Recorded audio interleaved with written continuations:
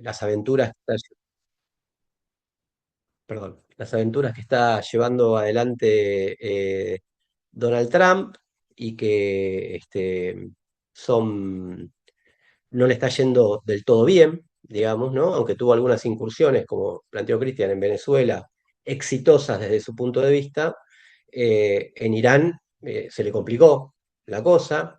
Ya se le había complicado internamente en el seno de Estados Unidos, cuando tuvo que retirar el ICE, esa fuerza paramilitar que había impuesto en varios estados para expulsar inmigrantes, y en muchos lugares tuvo que sacarla, y en Minneapolis tuvo una resistencia particularmente importante. Se está jugando una jugada fuerte hacia las elecciones de medio término de fin de año, en donde, por lo menos de todo lo que se lee, nadie lo da como que pueda ganar fácilmente, más bien todo lo contrario. ¿Y por qué es importante? Porque, bueno, para estas derechas y para Javier Milei en particular, fue muy determinante la intervención de Estados Unidos, no solamente como intervención en general, que ya sabemos la intervención de estos países en nuestros países, sino en un momento en el que el plan económico, abril, junio del año pasado, en el que el plan económico estaba prácticamente al borde del estallido, e intervino no solamente a través del Fondo Monetario, sino directamente el Tesoro de los Estados Unidos poniendo dinero en la Argentina para que el dólar no se le dispare, una cosa inédita. Todos estábamos hablando en ese momento de fin de ciclo de Milei, porque iba hacia un estallido su programa económico, como tantos que vimos, ¿no? Se disparaba el dólar disparaba la inflación contenida que había tenido hasta ese momento, bueno, e intervino directamente por una cuestión geopolítica regional en un caso inédito. Bueno, eso le dio una sobrevida, llegó a las elecciones de medio término habiendo perdido en la provincia de Buenos Aires, pero después ganó las elecciones de medio término Milei, y hoy estamos viviendo un momento bisagra, digo, porque esa salvación que tuvo en ese momento ya no existe más bien que Trump tiene que arreglar sus propios problemas, es muy difícil que pueda hacer una intervención de ese tipo nuevamente en la Argentina ante un momento de crisis, internamente se están dando, se están viviendo las consecuencias del programa económico con toda su crudeza, ¿no? La recesión económica, la caída de los ingresos, el cierre de empresas, el ajuste de ingresos que ya, el ajuste estatal y en la obra pública que ya se viene viviendo de hace tiempo. Eso tiene consecuencias en cuestiones estructurales. El otro día hubo prácticamente un día de furia porque está aumentando la nafta, entonces las empresas presionan para que le den más subsidios, las empresas de colectivos, y redujeron la frecuencia de los micros en el área metropolitana de Buenos Aires, y fue un día que se catalizó mucha bronca, porque no era solamente eso, sino que además de todo lo demás, eso, tenés que esperar el colectivo 2 horas, 3 horas para viajar en una ciudad o en un área metropolitana muy grande. Y si uno escuchaba las declaraciones en ese momento de las personas, hablaban de otras cosas más esto, ¿no? Esto era como la gota que rebalsaba el vaso, a tal punto que Milei, dentro de su narrativa, hizo un posteo, porque es así como interviene, ¿no? Hizo un posteo en las redes sociales en la que por primera vez ensayaba algo que parecía una autocrítica o a un reconocimiento, si se quiere. Sabemos que fueron meses duros, pero ahora van a venir siempre los meses, lo bueno está por venir, ¿no? En la narrativa de estos gobiernos. Y en las mediciones, que siempre hay que tomarlas con pinzas, pero el problema es que cuando todas coinciden, se ve en las mediciones de imagen, inclusive electorales, un derrumbe del gobierno, una caída importante del gobierno de Milei, e inclusive algunos ya empiezan a medir electoralmente que si fuera el balotaje perdería con tal o tal candidato, no podría ganar, etcétera. Entonces, digo, por esos dos motivos, porque para quien lo pueda salvar desde arriba, no están dadas no, es muy difícil que pueda tener un nuevo salvataje, un gobierno que fue salvado primero con el Fondo Monetario, después por Trump, y ahora no se sabría por quién. Y por otro lado, por las condiciones internas del plan económico, que a la vez se encadenan con los casos de corrupción, ¿no? Que se conocen, sobre todo uno que es como una mancha venenosa que tienen en el medio del gobierno, que es Manuel Adorni, que era el vocero más estridente, la voz del gobierno, era la voz del gobierno, el que llevaba la narrativa del gobierno, el que acusaba a todo el mundo, el que levantaba el dedo moral a todo el mundo. Bueno, todos los días le encuentran una propiedad, un viaje, una maraña de cosas y a la vez el gobierno no lo puede echar, digamos, ¿no? Pasó de ser vocero a ser jefe de gabinete y no puede cumplir el rol de jefe de gabinete. Ahora, esas cuestiones son, muchas veces sabemos, en la dinámica política, no siempre pegan de la misma manera. De hecho, el caso Libra, nosotros tuvimos un presidente que un viernes a la noche del Día de los Enamorados puso digamos, y propagandizó una criptomoneda. Y sin embargo, en ese momento no pasó tanto, digamos, ¿no? En principio porque no se entendía, porque son buenos. Pero sin embargo, como pasó durante el menemismo, durante muchos otros gobiernos, la cuestión de la corrupción se ligan directamente a cuando empieza a afectarse mucho más duro la vida cotidiana. Entonces, las personas dicen, bueno, y esta gente que... Y como son un grupo de gente muy emprendedores de sí mismos, que son el personal político que gobierna es muy parecido al del bolsonarismo, al de estas derechas. Rodrigo Núñez, que es un intelectual brasileño, escribió sobre cómo cómo son las subjetividades de estas personas que llegan, ¿no? A gobernar en estas ultraderechas que juntan como medio toda la fracción lumpen de la sociedad, ¿no? Por derecha y la ponen en el gobierno. Entonces, todos los días le encuentran algo, no solamente a Dorni, sino a la propia hermana de Milei, que es como la jefa política del gobierno, a funcionarios que venían a quemar el Banco Central, que esa fue su promesa libertaria, ¿no? O libertariana, y en realidad terminaron sacando créditos, facilitándose créditos del Banco Nación para comprarse una, dos o tres casas. Bueno, ese tipo de cosas que en un momento en el que no pasa nada o en el que todavía tienen esperanzas de que el gobierno podría cambiar algo, puede no tener efecto, ahora está teniendo efecto en un combo general de malestar social, de casos de corrupción y de crisis económica a la cual no le encuentran la vuelta, ¿no? Este, Ahora, eso para decirle por qué es importante esta coyuntura.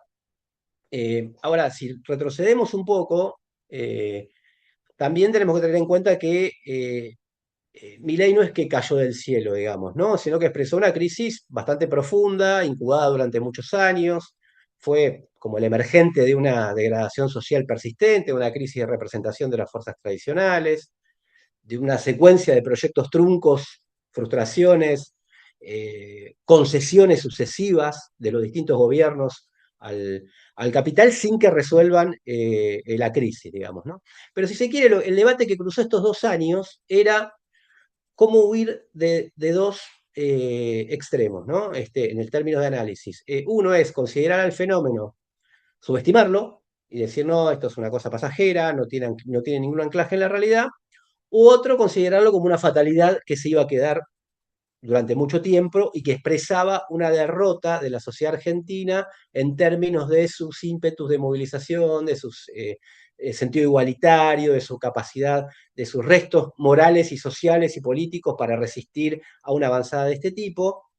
Y la verdad que, por lo menos yo en ese momento, yo durante todo este tiempo me ubiqué del lado de decir, miren que para mí es más bien, existe más bien una polarización antes que una nueva hegemonía libertaria que haya convencido a toda la sociedad. Hay más bien una división de la sociedad en la cual había muchos sectores que resistieron durante este tiempo. Cuando tocó nervios sensibles de la sociedad argentina, como por ejemplo el Hospital Garrahan, que es un hospital de niños muy reconocido, hubo resistencia. Cuando las personas con discapacidad, que le aplicaron recortes a las personas, a las familias, también hubo resistencia, o jubilados y jubiladas. Cuando hubo paros convocados, acciones, paros generales, en general fueron fuertes. Y cuando hubo movilizaciones, la gente fue. Y la última fue, por ejemplo, la del 24 de marzo, es incontable la cantidad de gente que fue, frente a un gobierno negacionista de la dictadura militar, ¿no?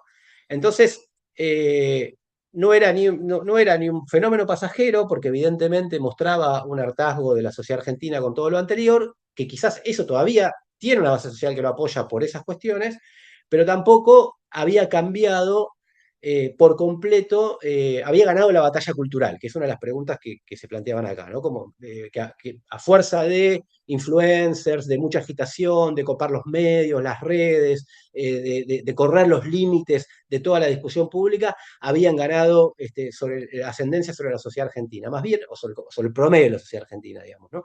Más bien, se lo votó y se lo volvió a votar por rechazo lo anterior, y si uno veía el fino de no solo las encuestas de opinión, sino, digamos, la imagen, o no solo la imagen o la intención de voto, sino cuando se le preguntaba por cuestiones más concretas, hasta la propia base que votaba Milei no acordaba con todo su programa. Defendía la universidad pública, defendía la educación pública, estaba en contra le parecía una aberración lo que hacían con el Hospital Garrahan, eh, y hubo un momento, para mí muy importante, que fue cuando se votó la reforma laboral, que se votó hace 2 meses. Esa reforma laboral no se venía discutiendo en general en los lugares, se venía tratando de acelerándose su tratamiento para que se vote rápido, sin que tenga mucho debate, pero sin embargo, como siempre este gobierno hace una de más o trata de jugar una de más, lo que hizo fue incorporar un artículo en el cual, eh, creo que era el artículo 144 o algo así, o 44, en el cual decía que si una persona tenía un accidente o se enfermaba por cuestiones que no tengan que ver directamente con el trabajo, se le iba a pagar primero, los primeros meses, el 75% del sueldo mínimo de esa rama y después de tantos meses el 50%. Y eso implicaba, primero se hizo el análisis de que, bueno, si te golpeas jugando el deporte o jugando el fútbol no te van a pagar, pero después también podías enfermarte de cosas más graves y te iban a dejar de pagar el sueldo. Ahí se notó en un punto el espíritu de toda la ley. Y una ley que no se venía discutiendo se pasó a discutir en muchos lugares. El Parlamento la aprobó, pero hubo un momento, yo le puse en un artículo para el Salto de España, tomando un poco de la teoría militar, un punto culminante del ataque de Milei. O sea, ya el costo de seguir aprobando cosas lo hizo con un alto costo político, porque se demostró ahí para mucha gente que ahí había algo mucho más malicioso, para decirlo de alguna manera, que el intento de una modernización laboral, porque hay que, bueno, esa es la discusión de siempre, ¿no? Hay que modernizar. Detrás del discurso de la modernización, en realidad vienen por los derechos de los trabajadores y de las trabajadoras, ¿no? Entonces creo que hay un salto muy, muy importante, y ahí empezó un descenso del gobierno, del cual no se pudo ya recuperar. Si uno toma, que era otra de las preguntas que hay, si uno toma el balance, es evidente que en este tiempo avanzaron en leyes fundamentales, avanzaron en una ley como la reforma laboral, que no es equivalente a que la hayan aprobado en el papel, no es el equivalente a que la puedan aplicar en las fábricas o en las empresas inmediatamente. Conocemos casos permanentemente en el que se empieza a negociar y a discutir. No es que las empresas van y la aplican directamente porque generaría una rebelión generalizada en el movimiento obrero argentino sindicalizado, que todavía es muy fuerte, pero sí avanzaron en este sentido, sí en un ajuste fiscal fuerte, sí en una pérdida de ingresos, sobre todo de los trabajadores estatales, jubilados, etcétera, pero no implicó eso una expansión de la economía, ¿no? Que era la promesa que tenía. Eh, Milei, entre las muchas cosas que prometió, yo siempre usaba esta analogía, que es decir, este va a ser el ajuste que va a terminar con todos los ajustes, como las guerras que terminan con todas las guerras, ¿no? Esa promesa de que la gran guerra que va a terminar con toda la guerra. Bueno, mucha gente creyó eso. Bueno, si venimos de ajuste en ajuste, inclusive los gobiernos que no nos ajustaban, que decían que no nos ajustaban, no estaban ajustando. Capaz que si hacemos el ajuste final de una vez por todas hasta el final, y bueno, después remontamos. Bueno, la remontada no llega nunca, digamos, ¿no? Y ahora se empieza como a exigir, bueno, cuáles son los resultados. Además, la inflación que bajó en términos comparativos con el gobierno de Alberto Fernández o de Sergio Massa como ministro de Economía, el Frente de Todos antes, ahora se mantiene persistente, se mantiene una inflación alta para los parámetros mundiales, digamos, y ahora volvió a subir nuevamente en los últimos meses y empieza a tampoco tener mucho resultado ahí. Eh, Eso es lo que llevó a pensar, digamos, que la consistencia que parecía tener el mileísmo durante todo este tiempo no era tan fuerte, que en realidad escondía debilidades muy importantes.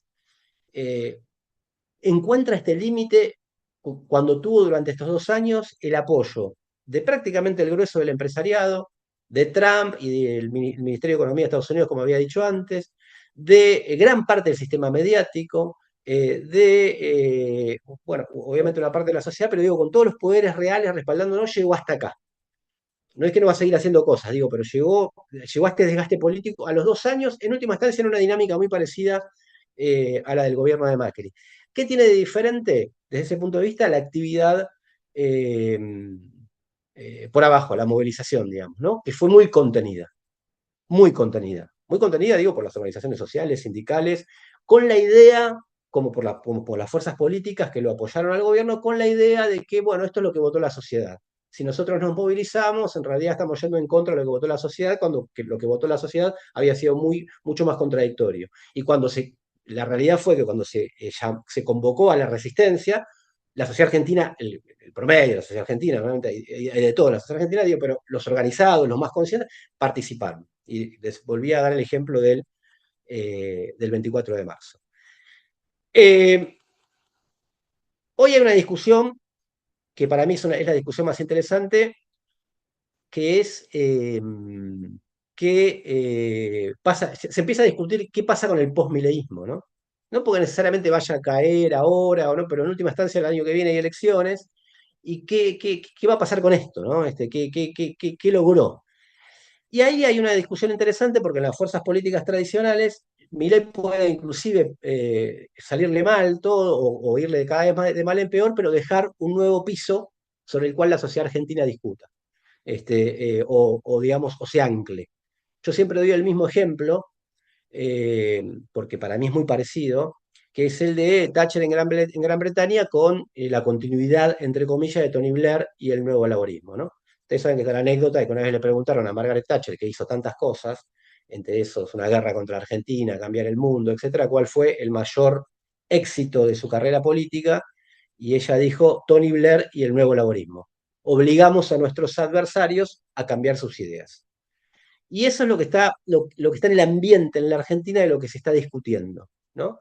¿Qué se va a hacer con esto? Y en general, las fuerzas políticas tradicionales tienden a ir al centro, sobre todo el peronismo, ¿no?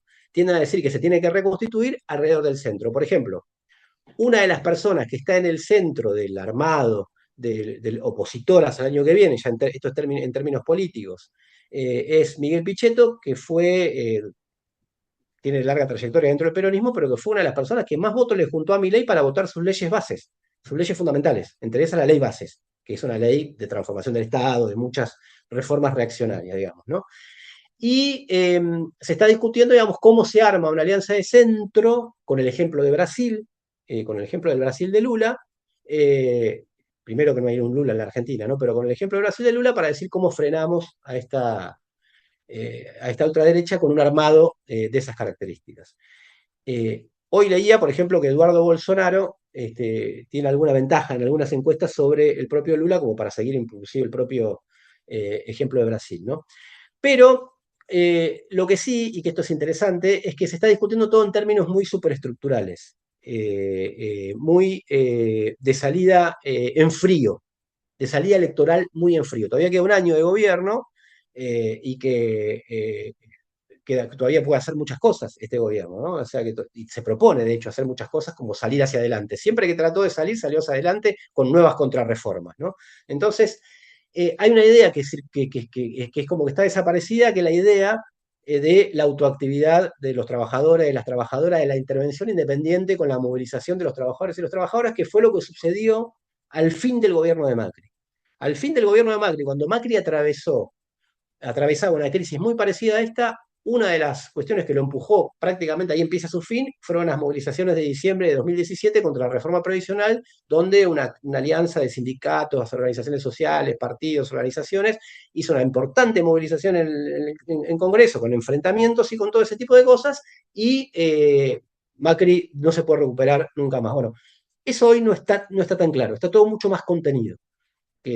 No porque no haya, si uno mira los noticieros en la Argentina, hay movilizaciones todos los días, pero está mucho más contenido de lo que creo yo podría ser para tratar de, bueno, ponerle un freno verdaderamente al programa de Milei, que, insisto, quizás en crisis puede volverse todavía más dañino de lo que fue hasta ahora.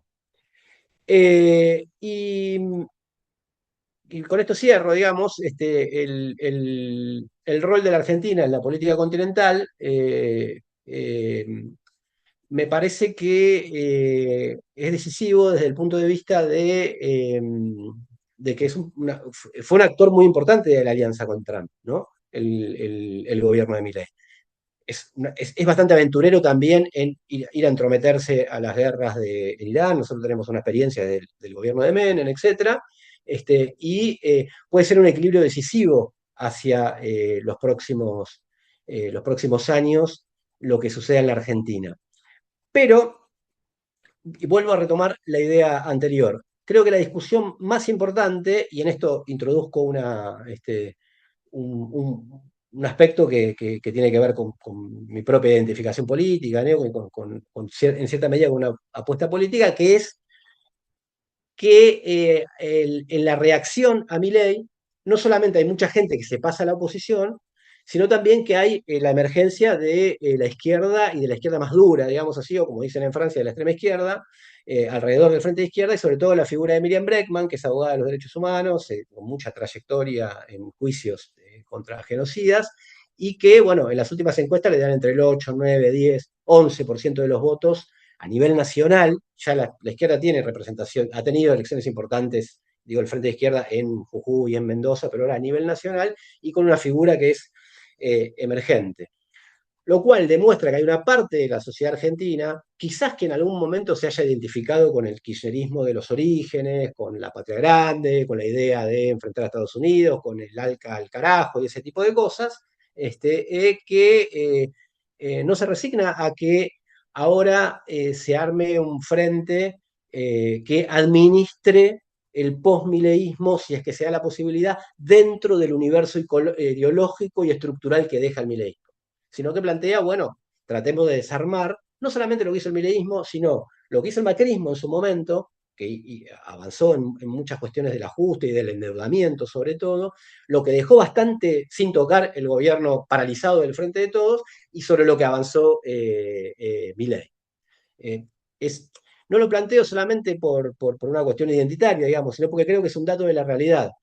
Las salidas por el centro en la Argentina no están funcionando, y sigue la polarización, y a la reacción por derecha quizás le pueda venir una reacción como pasó en el mundo, como pasó con Mamdani en Estados Unidos, como pasa con la izquierda del laborismo en Inglaterra, como pasó en Italia en cierta medida, como pasa en Alemania con Die Linke, que volvió a tener también emergencias de izquierda que algo dicen de las reservas que hay en las sociedades, y en este caso en la sociedad argentina, ¿no?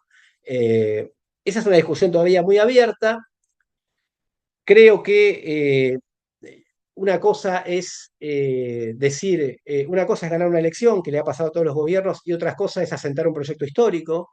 Digamos, una cosa es tener un triunfo electoral y otra cosa es hacer Yo escribí un libro que se llama La hegemonía imposible, justamente, que era sobre los bloqueos que hay en la sociedad argentina para buscar una salida. Milei parecía que había roto con ese empate, en realidad era el producto un poco de ese empate, y hoy, 2 años después, estamos discutiendo, no lo digo yo acá como una intención de deseo, es el clima que se está discutiendo en la Argentina. ¿Qué pasa con este hombre y con este proyecto político? 2 años después, casi calcado como los gobiernos anteriores, o más rápido que los gobiernos anteriores. Generalmente se lo compara con el menemismo tuvo una década, ¿no? Y el gran debate que hay es qué se hace con la herencia, porque también desde ahí es cómo se le disputa hoy, digamos, ¿no? ¿Qué combinación de lucha callejera y lucha política se hace para combatir al mileísmo hoy?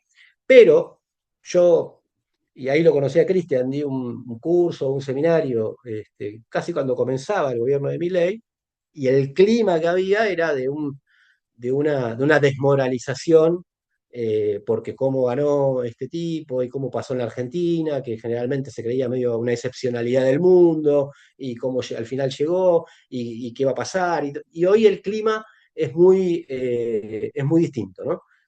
No de optimismo, pero sí de un realismo distinto, de que no necesariamente estas derechas llegaron para quedarse toda la vida y no necesariamente tienen el monopolio del futuro, digamos.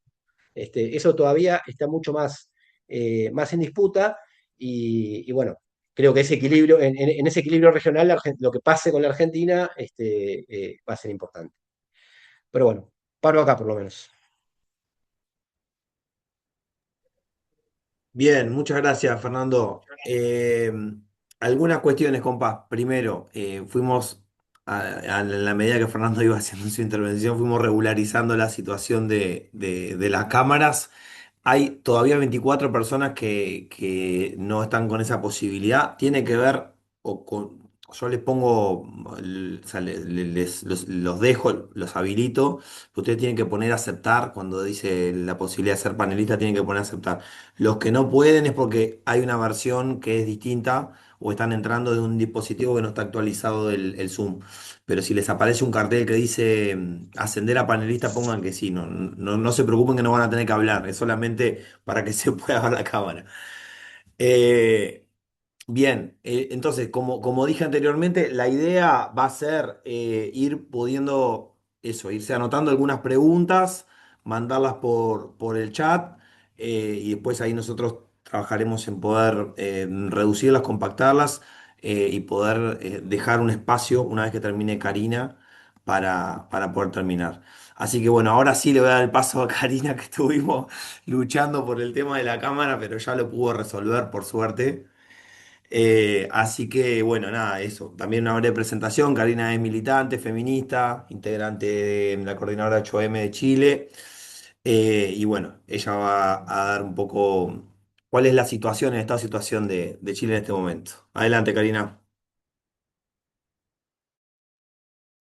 Hola, ¿se escucha? Hola Cristian, bueno, hola Fernando que presentó, hola compañeros, compañeras del SINTEP, también ahí a las mascotas presentes que se pueden ver en pantalla. Estoy muy contenta por por esta invitación. También quería felicitar al sindicato por una iniciativa que resulta indispensable en esta época, ¿no? Que es el ejercicio de poner en diálogo la experiencia no solo internacional, sino internacionalista, ¿no? Afirmar una política internacionalista para pensar el presente y también sacar las lecciones, ¿no? De lo que hemos transcurrido, en este caso a nivel regional, entre distintos pueblos. En el caso de Chile, probablemente ustedes saben que hemos vivido un largo ciclo postdictatorial, desde el año 90 en adelante, ¿no? En que una de las características más relevantes de la configuración de la sociedad chilena es un neoliberalismo muy brutal, ¿no? Muy salvaje. Mm, Y en torno a la protección, al mantenimiento de esta estructura profundamente neoliberal, se ha generado una suerte de consenso muy transversal por parte de todas las fuerzas políticas que han gobernado estos 36 años, ¿no? Eh, Han sido sostenidas y muy largas las luchas sociales del pueblo, de la clase trabajadora, para cuestionar, desmontar, hasta llegar a proponer una transformación radical de este modelo tan violentamente neoliberal. Eh, y en ese curso ascendente de luchas sociales llegamos al año 2019, ¿no? Con un estallido social que a nosotras nos gusta nombrar como una revuelta popular, eh, caracterizada por una irrupción de masas, ¿no? General, que a través de sus demandas vienen a plantear un cuestionamiento o una impugnación al conjunto del modelo y que mediante los métodos de la protesta interrumpen de manera efectiva el funcionamiento del conjunto del orden social. Ese es un poco el escenario que se abre en Chile el año 2019. Esta irrupción de masas pone en jaque por un momento a los sectores dominantes y provoca un verdadero terror en los dueños de Chile. Y este momento político es largo. No fueron unos días, no fueron unas semanas, fueron meses, ¿no? Entonces, muy importante poder preguntarnos cómo pasamos de ese Chile del 2019 al actual Chile en que gobierna José Antonio Kast. Y en ese sentido también es importante plantear que esto no fue algo instantáneo, ¿no? Fue un proceso que se fue configurando sobre la base de una derrota electoral, pero también social, de las fuerzas populares y de izquierda de transformación, y también tienen su base esta suerte de terror que llegaron a sentir los sectores dominantes en el país, ¿no? Eh, Así como los sectores de la burguesía alcanzaron un consenso al momento del término de la dictadura, en torno a su propio nunca más, que no fue nunca más una dictadura, ¿no? Sino fue un nunca más a una tentativa socialista por parte de los trabajadores y las trabajadoras, lo que ordena a la burguesía desde el 2019 en adelante es un nunca más a ese espectro, ¿no? A este terror del estallido social. Este estallido, que dura bastantes meses, es enfrentado por parte de las fuerzas institucionales con una propuesta política, que es convocar a un proceso constituyente para cambiar la constitución de Pinochet, ¿no? Que fue heredada de la dictadura. Em, Esta convocatoria a un proceso constituyente no tiene en ese momento en sí misma la potencia o la capacidad de desmovilizar. Recordemos que el proceso constituyente se pacta en noviembre del 2019 y la última gran movilización de masas de ese ciclo es el 8 de marzo del 2020, en que más de 2 millones de personas salen a la calle solo en Santiago. Santiago es una ciudad de 8 millones de personas. Entonces, el curso de movilización sigue después de pactarse este proceso constituyente y es desmovilizado producto de la pandemia, que se instala menos de una semana después de ese histórico 8 de marzo, ¿no? Y este proceso constituyente fracasa por muchas razones. Una de las razones tiene que ver efectivamente con el contexto de desmovilización en el que transcurre íntegramente. Y que impide que el proceso vaya acompañado de movilización, que vaya acompañado de un proceso de deliberación colectiva desde abajo. Nosotras, y me refiero a la coordinadora feminista 8M en Chile, siempre imaginamos que al calor de ese proceso iba a ser posible disputar, en un sentido más profundo, la politización de masas que se había abierto a partir del estallido, ¿no? Apostando, por supuesto, a una orientación profundamente antineoliberal, pero también anticapitalista. Pero sin la posibilidad de poder encontrarnos físicamente en la movilización o en las asambleas territoriales que se multiplicaban por muchos lugares del país, lo que ocurre es que la pauta sale de la calle y retorna a los medios de comunicación hegemónicos, estábamos todos y todas encerrados en nuestras casas, que empiezan a dictar los términos y los contenidos de este debate en un sentido absolutamente reaccionario, por supuesto, ¿no? Yo creo que esta es una de las lecciones muy importantes del estallido. Y es que la única forma que ha resultado para quebrar el monopolio comunicacional de los sectores hegemónicos fue mediante la gigantesca movilización. Eso lo perdemos en la pandemia, ¿no? Y por otra parte, una situación, esto pasó en muchos lugares del mundo, de empobrecimiento radical y de incertidumbre absoluta que inaugura la pandemia, también hizo cambiar radicalmente las preocupaciones y lo que estaba discutiendo la gente, ¿no? Durante el estallido muchas personas se preocupaban de soñar con el país que querían, ¿no? Que imaginaban. Durante la pandemia la reproducción diaria de la vida se convirtió en lo más importante y en el asunto cotidiano, y en realidad esa dimensión aparecía bastante desconectada de un debate constitucional. En fin, en septiembre del año 2022 se produce un referéndum, ¿no? Un plebiscito en que la población tiene que votar si está de acuerdo o no con esta nueva constitución, y fue rechazado ampliamente, ¿no? Esta constitución que redactó el órgano constituyente que fue electo era una constitución, era un proyecto que recogía las demandas sociales de sectores que se habían movilizado en los últimos 30 y tantos años en el país, ¿no? Em, pero fue rechazada. Y ese rechazo supuso primero una derrota electoral, pero después una derrota política, porque se tradujo en la desmoralización muy fuerte de los sectores participantes en el estallido, pero también de las movilizaciones que venían desde el año 2005 en un hilo de continuidad y de ascenso en el país. Eso es por un lado, ¿no? Y el clima social fue desplazándose rápidamente desde las demandas de transformación social hacia demandas de orden y de seguridad.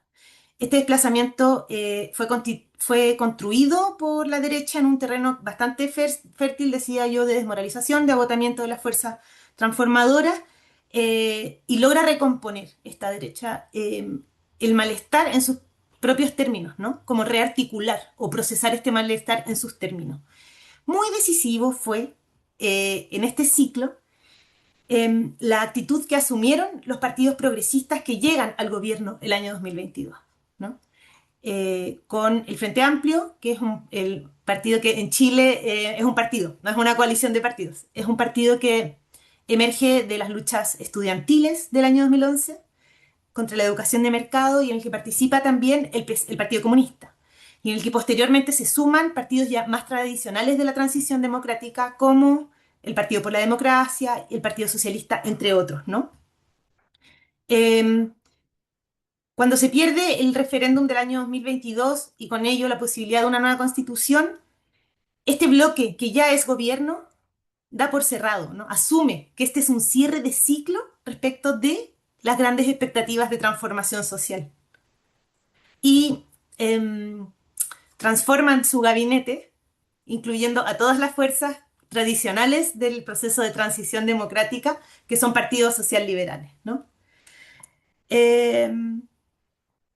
Bueno, Kast es la figura que logra capitalizar un poco todo este ciclo, ¿no? Pero él también hereda una crisis que es muy profunda, una crisis que es estructural y sobre todo una crisis que está irresuelta en Chile. Las causas del estallido siguen ahí intactas, ¿no? Y lo que ha ocurrido es que se ha restablecido el orden, ¿no? En su versión más dura. Ahora yo quisiera hablar un poco de quién es José Antonio Kast y tal vez marcar ahí algunas diferencias también con lo que representa hoy Javier Milei en Argentina, ¿no? Eh, Kast lleva un mes en el gobierno, pero en Chile conocemos muy bien la receta que él encarna y a su sector. Sabemos claramente quién es, sabemos claramente cuál es su programa, sabemos de manera exacta lo que propone su sector y también la conducta histórica que este sector ha tenido durante la dictadura militar y también en democracia.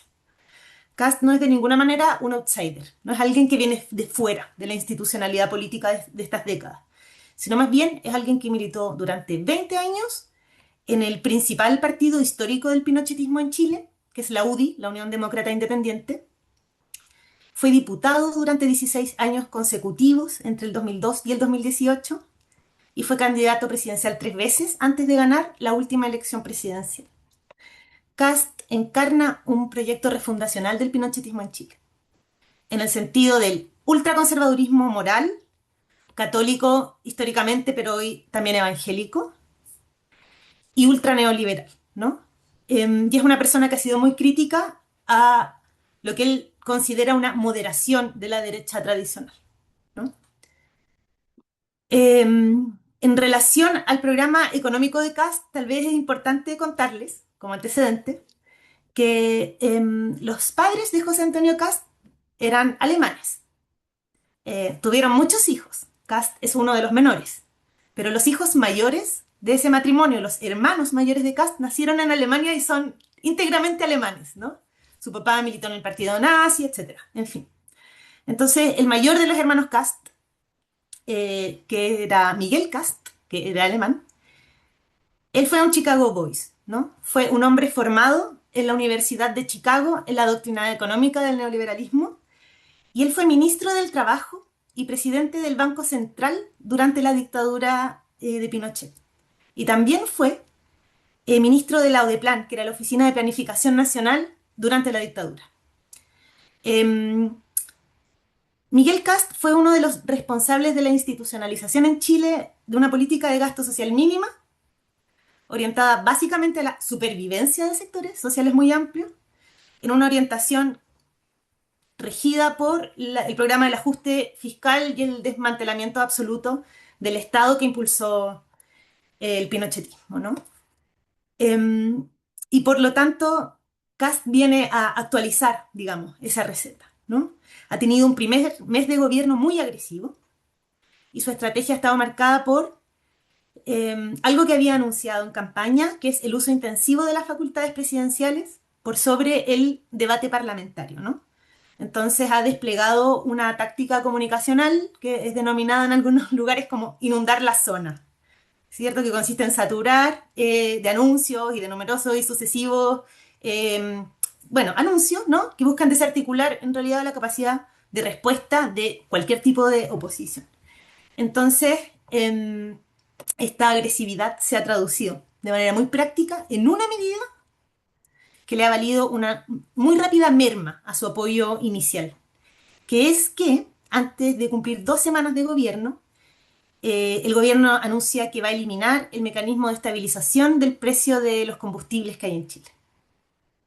Entonces, en el contexto que el petróleo está muy caro por la guerra que lleva Estados Unidos e Israel contra Irán, este mecanismo permitía que el precio no se traspasara inmediatamente y en toda su vida a los usuarios, ¿no? Cuando el gobierno anuncia que va a eliminar este mecanismo de estabilización del precio, se produce una alza histórica de los combustibles, que es un aumento del 38% más o menos del precio de la benzina, que es la nafta, y más de un 60, cerca del 64% del precio del diésel, que es el gasoil. Entonces está la alza histórica de precio de combustible más alta que ha tenido registro Chile, no sé, más de medio siglo, yo creo. Y que por supuesto ha producido un alza en el costo general de la vida, y esto pasa antes de que el gobierno cumpla 2 semanas.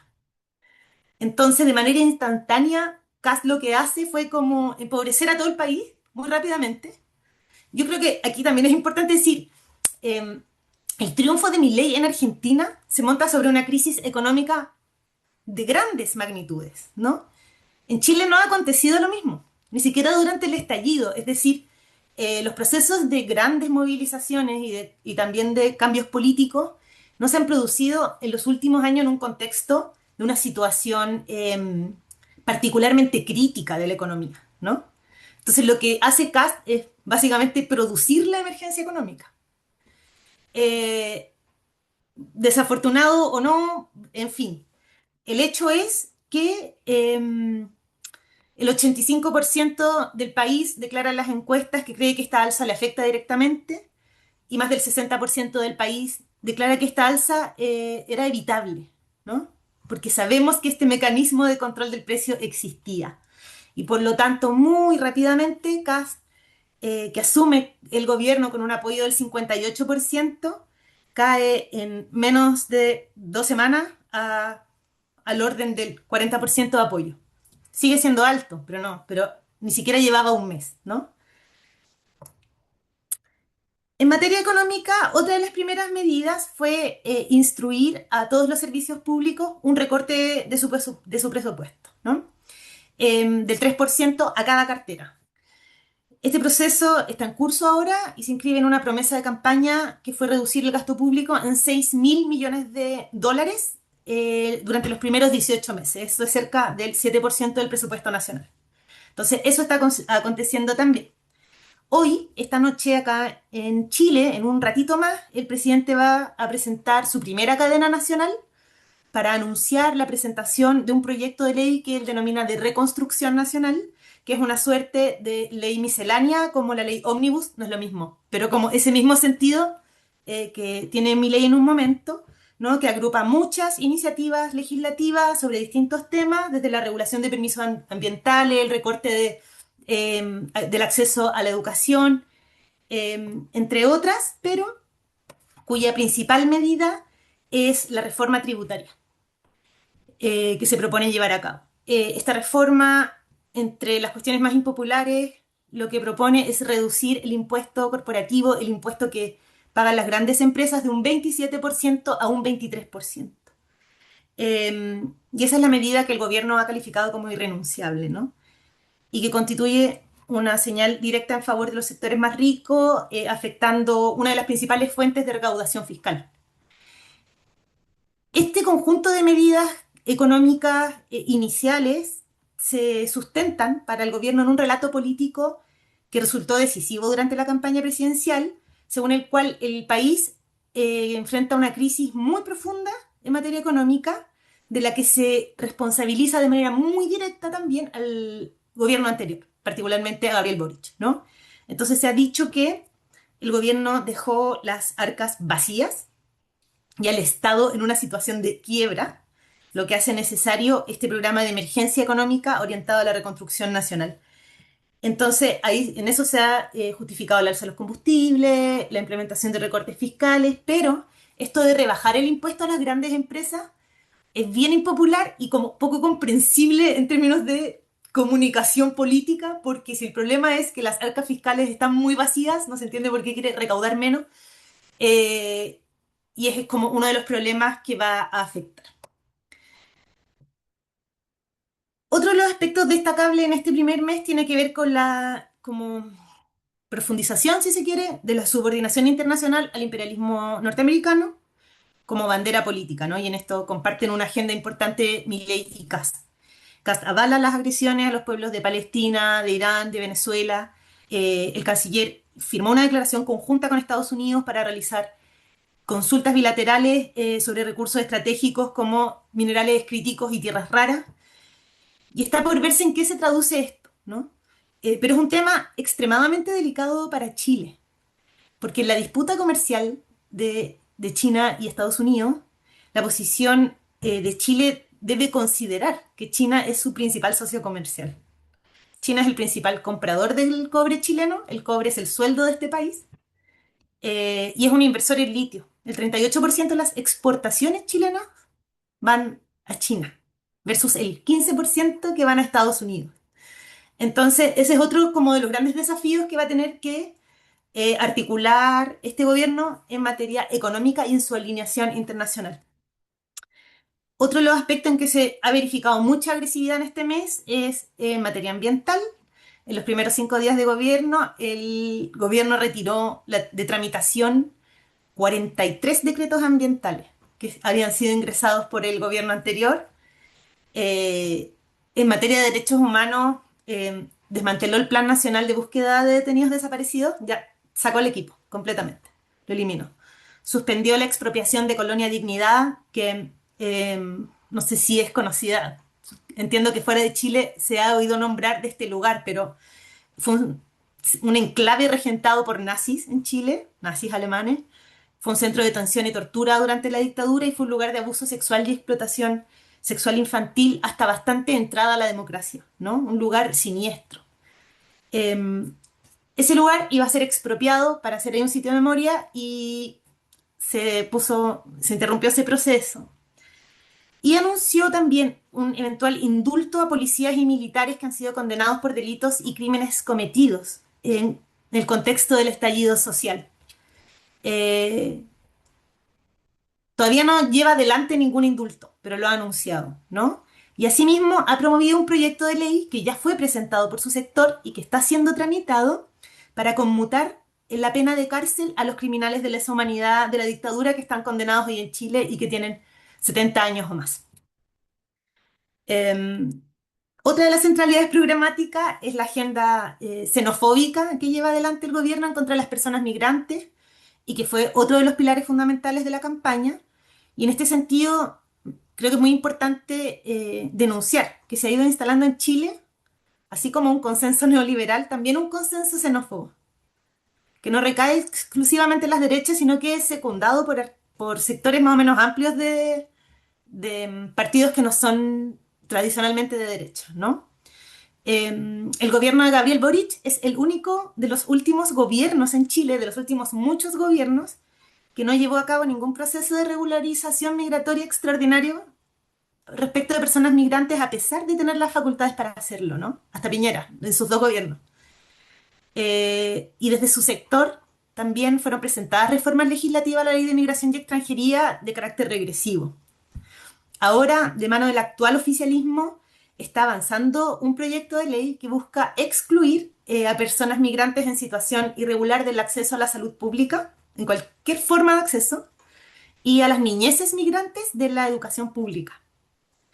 Eh, y esto viene acompañado de una ofensiva criminalizadora hacia las personas migrantes en Chile, que, siguiendo como esta receta muy Trump, hoy día se traduce en la construcción, que está en curso, de una zanja. Esto lo empezó a construir Kast en este mes, para impedir el acceso de personas migrantes en la frontera norte de Chile por el desierto de Atacama.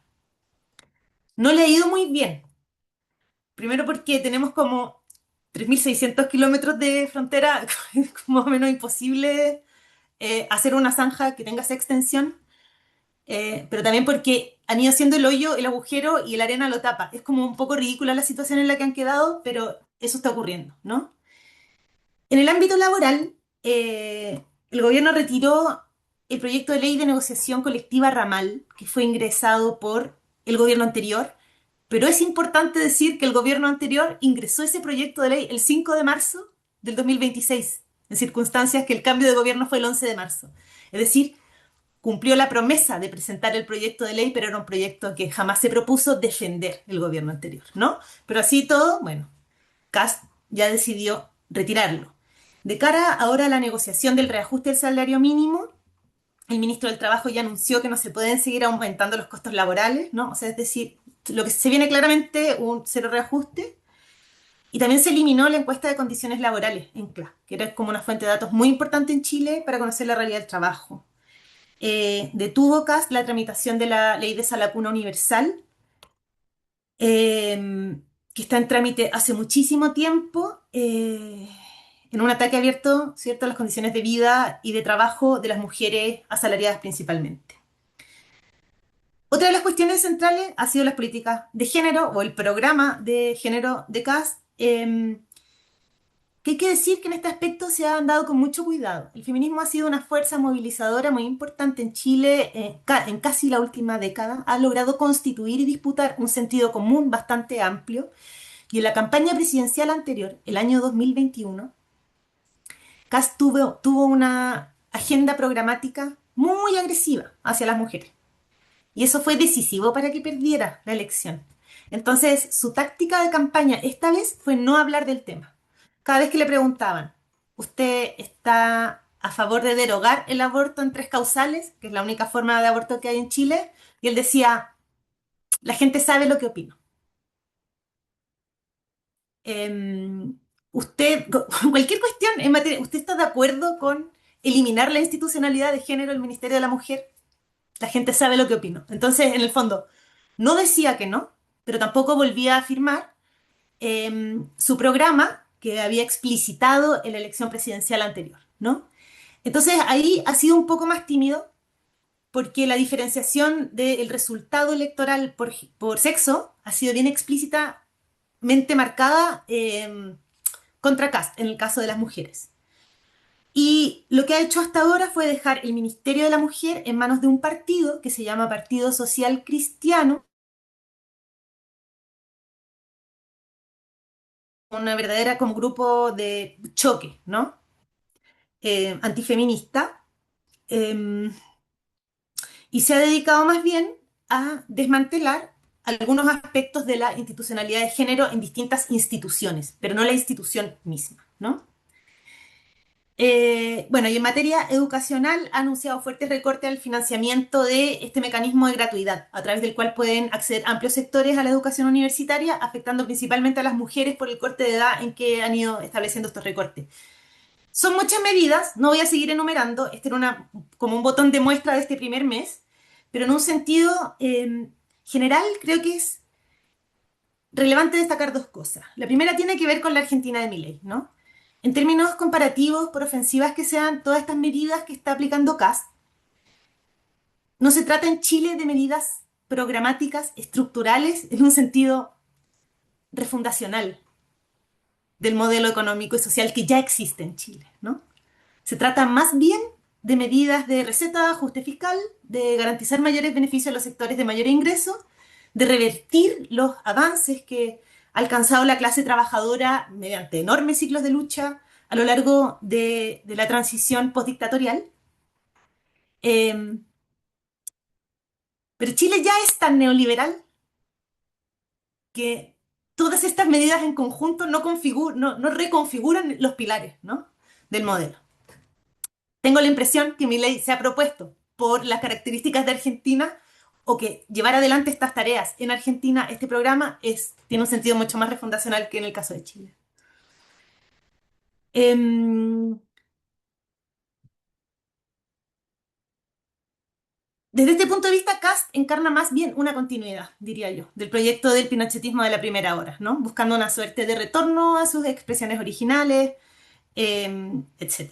Y la segunda cuestión que me interesaba destacar tiene que ver con que en Chile ya se ha producido un recambio de las direcciones partidarias e incluso de los partidos progresistas y de aquellas fuerzas nuevas que han llegado al gobierno a través de la lucha estudiantil, las que en lugar de realizarse como una fuerza impugnadora al neoliberalismo y al modelo heredado de Pinochet, han terminado sumándose y amalgamándose en torno no solo al consenso neoliberal, sino que más bien han aportado a la reconstrucción de este consenso tan fuertemente impugnado, ¿no? Se trata naturalmente de un consenso al que me refiero institucional por arriba, ¿no? Un aspecto nuevo hoy también de este consenso implica algo que no estaba añadido antes, que es el consenso xenófobo que mencioné, que es algo que ocurre en muchos lugares del mundo. En este escenario, y me voy a referir a las tareas del movimiento social, me parece que las tareas del movimiento social y de izquierda son múltiples y son complejos. Una primera tarea, en mi opinión fundamental, es que el movimiento sea capaz de articular una voz de disenso desde abajo a este consenso neoliberal que se recompone desde arriba. Desde el punto de vista feminista, además, hay en este sentido un doble desafío. Uno que es enfrentar al neoliberalismo y a la ultraderecha, además, propiamente tal, y otro que es que la respuesta ante el avance de sus sectores no sea hegemonizado por lecturas conservadoras de izquierda. ¿Qué es lo que quiero decir con eso?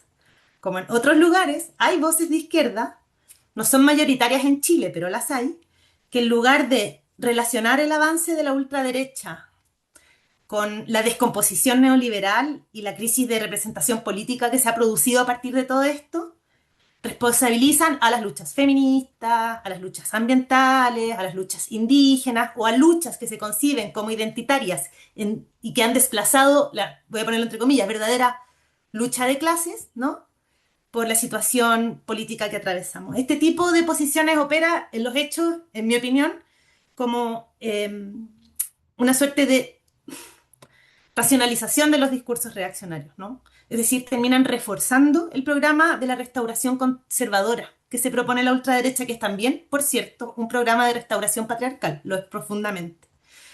Y termina justificando este tipo de lecturas de izquierda el rechazo a distintos movimientos sociales. Y con ello termina debilitando los procesos de ampliación democrática que se han venido sosteniendo desde abajo y también invisibilizando algo que es fundamental. Y es que las luchas feministas, las luchas ambientales, las luchas indígenas, entre otras, expresan dimensiones medulares de la acumulación capitalista en esta época, ¿no? Entonces, dentro de las tareas que tiene el movimiento social, el feminismo tiene además este desafío clave de denunciar que la crisis neoliberal que nos golpea no es producto de la ampliación de las demandas emancipatorias de diversos sectores populares, sino más bien es necesario responder a esta crisis articulando estas demandas en un proyecto político común para disputar de manera activa las fuerzas reaccionarias. Una segunda tarea tiene que ver con poder desarrollar una estrategia que nos permita enfrentar el actual ciclo político a partir de una política de alianzas que combine amplitud e independencia. Esto supone sostener una orientación que sea al mismo tiempo no sectaria, no dogmática, que sea capaz de conectar y de movilizar amplios sectores de la clase trabajadora, manteniendo al mismo tiempo una posición de independencia irrestricta respecto de los partidos de oposición que han sido parte de la administración neoliberal. Con esos sectores, en la práctica, una política, me refiero a los partidos progresistas como social liberales, una política de este tipo puede traducirse, ¿cierto?, en la unidad de la acción para la movilización, pero no en alianzas orgánicas estables. Entonces, en contraste con los acuerdos cupulares, es clave impulsar a nivel orgánico iniciativas que fortalezcan la unidad desde abajo, articulando en la base con distintas organizaciones y levantando espacios de coordinación que respondan al objetivo de la movilización. Contamos en Chile con una experiencia que es muy valiosa y exitosa también en este sentido, que es la organización de la primera huelga general feminista, que fue el 8 de marzo del 2019, en que se conformaron comités de huelga. En esos comités de huelga se produjo una unidad en la acción de las bases de distintos gremios sindicales, por ejemplo, que no se comunican entre sí o cuyas cúpulas no estaban dispuestas a movilizarse. El objetivo de una política de alianza en este periodo debe ser la defensa de las condiciones de vida, por supuesto, de la clase trabajadora, la defensa de los derechos y las libertades democráticas que ha ido alcanzando la clase trabajadora en el seno de esta democracia burguesa mediante la movilización. Y la movilización, como siempre, ahora me voy a referir al escenario parlamentario, va a volver a jugar un rol decisivo, porque además la composición del Congreso es bien problemática. En el Senado, oficialismo y partidos de oposición en su conjunto quedaron empatados, 25 y 25, son 50 integrantes. Y en la Cámara de Diputadas y Diputados, el oficialismo quedó a un voto de la mayoría simple. Sin embargo, hay una fuerza política que no se autopercibe como, no se autodefine ni de oposición ni de oficialismo, pero que es definitivamente más inclinada a la derecha, que se llama Partido de la Gente, que obtuvo 14 escaños, ¿no? Entonces, se va a jugar un rol de bisagra o de balanza bastante predecible en la definición parlamentaria. Pero incluso si excluyéramos de aquí esta pequeña diferencia de votos en contra que tiene el oficialismo, Kast, hoy día los partidos de gobierno presiden ambas cámaras, el Senado y diputados, en virtud de un acuerdo que ya alcanzaron con parlamentarios de oposición. Entonces está bastante expectado que no va a ser a través del Congreso que se va a poder contrarrestar, ni menos aún frenar, la ofensiva del gobierno de extrema derecha en Chile hacia los sectores populares, y si se llega a lograr generar algún contrapeso a nivel parlamentario, va a ser los que logremos generar a través de la movilización, ¿no? Y en tercer lugar, yo quisiera referirme muy brevemente a dos peligros importantes que visualizo y que aparecen en este tipo de contextos.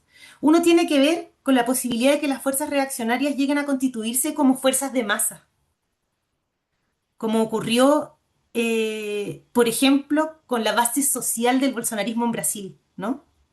Eso es algo que aún no ocurre en Chile. Eh, pero hay dinámicas que exceden lo institucional y que están ganando mucho terreno a nivel social, que primero tiene que ver una con la influencia muy grande que están desplegando las fuerzas de extrema derecha en los barrios, en el control de espacios barriales, como las juntas de vecinos. No sé si ese tipo de orgánicas existe, son orgánicas institucionales, no sé si existen en Uruguay y en Argentina, pero en Chile ya hay como una política de copamiento de la derecha hacia esos espacios, y también mediante la proliferación de muy, muy, muy numerosas iglesias evangélicas en todos los barrios populares. Y estas iglesias constituyen un verdadero entramado social por abajo, en el que se organiza y en el que transcurre toda la vida social, cultural, las redes familiares, de solidaridad, laborales, de muy amplios sectores muy empobrecidos de la sociedad. Entonces, yo creo que ese es uno de los peligros más grandes. Y el otro gran riesgo, creo que es que en nombre de una política, voy a nombrarla, entre comillas, antifascista, es decir, de unidad de todos ante la ultraderecha, los movimientos sociales y otras corrientes de izquierda terminen subordinadas a las fuerzas progresistas, ¿cierto?, del consenso neoliberal. Ese es como un segundo gran peligro que aparece o que tiende a agudizarse como dinámica en un contexto de gobierno de ultraderecha. No sé cómo estoy de tiempo. Tengo preparado como un breve escrito sobre las consecuencias que puede tener el gobierno de Kast para la región, pero Sí, más o Cristian. menos unos 5 minutos, ahí redondeando, así damos espacio a algunas preguntas. Aprovecho para hacer Ok. un paréntesis, compas, por las dudas. Las preguntas se hacen abajo de la, o sea, como son, la mayoría son panelistas, tienen que la preguntar abajo de la respuesta. Van a ver ahí cuando entren al icono que dice preguntas y respuestas, van a ver que ahí se va a poder preguntar. Dale nomás, Karina. Em, una pequeña reflexión sobre el nivel regional. Tal vez lo primero es decir que la llegada al gobierno de estas extremas derechas ya no es un fenómeno nuevo en el mundo ni en el continente. Tuvimos ya un ciclo Trump, un ciclo Bolsonaro, un segundo periodo Trump. Bukele lleva 7 años. eh, ya podemos observar el impacto que esto ha ido teniendo, no solo que va a tener, ¿no? En aspectos muy evidentes como la aplicación de políticas agresivas de ajuste, corte de gasto público, de desmantelamiento de derechos sociales, laborales, etcétera. Eh, a mí me parece que el efecto que ha ido teniendo la llegada de estos sectores al gobierno ha sido un fortalecimiento de la articulación transnacional de las fuerzas de derecha radical en torno a un proyecto común. Lo que se nombra a veces como la internacional reaccionaria, ¿no? Han logrado constituir algo de ese calibre. Eh, que no solo tienen una agenda y un proyecto común, sino que se han propuesto destruir y, quiero nombrarlo así, desnaturalizar cualquier rastro o resabio socialista que sobreviva en el sentido común del pueblo, ¿no? En un sentido común que ha sido forjado en más de un siglo de luchas obreras. Entonces, en este sentido hay consecuencias que a mí me parece que ya son muy perceptibles, en Argentina especialmente, ¿no? La idea de que la pobreza y la desigualdad no son algo deseable. Eso se ha ido desnaturalizando, como esa idea, ¿no? La idea de que el sometimiento de unas personas por otras es algo malo. La idea de que la redistribución de la riqueza en un sentido que progresivo es algo injusto incluso, ¿no? Como la idea de justicia social, en fin. Esta llamada muchas veces batalla cultural, a mí me parece que ha logrado efectivamente constituirse en una disputa y que hoy día estamos teniendo que disputar sentidos comunes que nos hubieran parecido inimaginables hace un tiempo atrás. Entonces no es solo la receta del ajuste, es también cómo se destruye una conciencia política, por elemental que fuera, pero que no ha, sido, no ha caído del cielo, ¿no? Eh, la receta económica de Milei y la receta económica de Kast van a seguir golpeando al pueblo, eso tal vez les pueda costar la reelección en un caso, en otro, en fin, ¿no? Pero la manera de comprender la sociedad, la manera de comprender el mundo, las relaciones de unos países con otros, de unas personas con otras, esas cosas se forjan en ciclos mucho más largos y en experiencias mucho más profundas que uno o dos o más mandatos presidenciales, y eso es hoy lo que se está viendo amenazado y que nos coloca ante un desafío mayúsculo en términos de volver a disputar en clave revolucionaria, ¿no? O de la tradición revolucionaria, la conciencia política de nuestras compañeras y nuestros compañeros. Hasta ahí llego.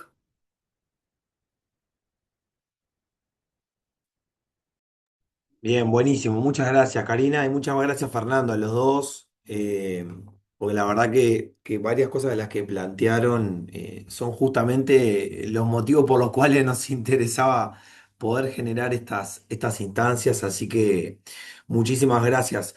Voy a pasar a leer algunas preguntas. Capaz que eso hubo gente que no supo cómo preguntar. Igual ya hay algunas preguntas. Capaz que tiramos una primera ronda. Y después, en todo caso, si alguien se anima o quiere, o a partir de las respuestas quiere generar alguna otra pregunta, lo podemos llegar a hacer. Lo que voy a hacer es las voy a leer todas y después cada uno, ahí ustedes van viendo entre Fernando y Karina, algunos son específicas, pero otras son como más generales. Ustedes van viendo cómo responden. Bien. Voy a empezar por una que escribió Iván Castro, que es del Salvador, y dice... Soy El Salvador y Bukele hace un uso del discurso de lo nunca antes dicho o nunca antes visto o nunca antes en la historia. Un discurso del que hace uso también Trump. Pregunta, ¿creen que los populismos de extrema derecha se han hecho eco de los grandes fracasos de la izquierda por lograr cambios estructurales para fingir que ahora ellos los están haciendo? La izquierda, la otra pregunta es, ¿la izquierda reformista como la del FMLN en El Salvador o la de Boric en Chile nunca fue realmente izquierda y siempre tuvo como objetivo traicionar la lucha de la clase trabajadora para apuntalar al capitalismo como forma de estructura socioeconómica, desarticulando la lucha de clases? Esto no sé si es una pregunta o una reflexión ahí, medio que un poco de las dos. No sé si le quedó clara ahí, compas, más o menos por dónde van las preguntas de Iván. Después, sigo. Pregunta para Fernando. Quería saber, esto es de Daniel Vida y Educación, que es de acá de Uruguay. Quería saber cómo se están gestionando las tensiones internas en el FIT, en el Frente Izquierda de Trabajadores, ahora que las encuestas están dando este crecimiento en votos, teniendo en cuenta lo que comentabas en relación a que muchos pueden venir del primer kirchnerismo. ¿Podría haber un corrimiento de la izquierda hacia el centro? Bien, acá Pablo Zamorano de Argentina dice, esto es una pregunta que entiendo para los dos. ¿Es posible la emergencia de un nuevo ciclo progresista o reformista en nuestra América? Y acá Tamara, de Uruguay, dice, me preocupa profundamente las dificultades que estamos teniendo desde el campo popular para construir un proyecto político transformador, contundente, estable y contemporáneo que conmueva y nos enamore a las grandes mayorías. Por otra parte, la alternancia en los gobiernos entre sectores progresistas y de derechas que tenemos entienden que es parte de un pacto de toda la clase política o producto de la polarización social que tenemos hoy en día. Bien, esas son las preguntas que llegaron hasta ahora. Así que bueno, si quieren ya arrancar con eso. Bueno, gracias. Me gustó mucho la intervención de Karina y voy a las preguntas, pero me gustaría dialogar un poquito con lo que ella planteó. Obvio.